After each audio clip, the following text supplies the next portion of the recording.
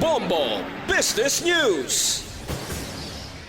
Kabombo nagsaka ang presyo sang produktong petrolyo epektibo subong nga aga. Sa gasolina nagsaka sang 30 sentimo sa kada litro. Sa diesel 20 sentimo sa kada litro samtang sa kerosene 30 centavo sa kada litro. Sa iban pang balita sa negosyo, ginaprubahan sa Department of Agriculture kun DA ang plano sang Sugar Regulatory Administration o kun SRA nga mag-export sang 100,000 metric tons sang raw sugar sa Estados Unidos ang Amerika. Ang mayor nga tuyo sinisunod sa Department of Agriculture amo nga protektahan ang income sang local raw sugar producers. Paagi sa pag-export, mapanubo ang supply sang domestic raw sugar matapos nagsaka sang 130,000 tons ang local farmer production. Kung maipain nga harvest para sa US tariff rate quota, mas mapasaka sini ang farm gate prices. Matanay nga una na nga ginpalawig sa DA kag Sugar Regulatory Administration ang pagban sa sugar importation tub-tub Desyembre 2026 agud nga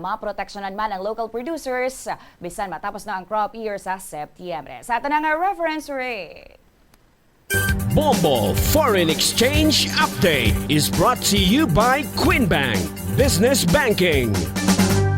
Kabombo ini nga exchange rate, ganbasa natin sa closing transactions ang Bangko Sentral na Pilipinas sa BSP kag Bankers Association of the Philippines sa BAP kahapon sang hapon. Magabalik ang transaksyon subong nga aga. Sa aton nga reference rate, 59 pesos and 26 centavos baylo sang US dollar, 7 pesos and 59 centavos ang baylo sang Hong Kong dollar, 45 pesos and 97 centavos sa Singapore dollar, 15 pesos and 78 centavos baylo sang Saudi Real, 68 pesos and 88 centavos baylo sang euro.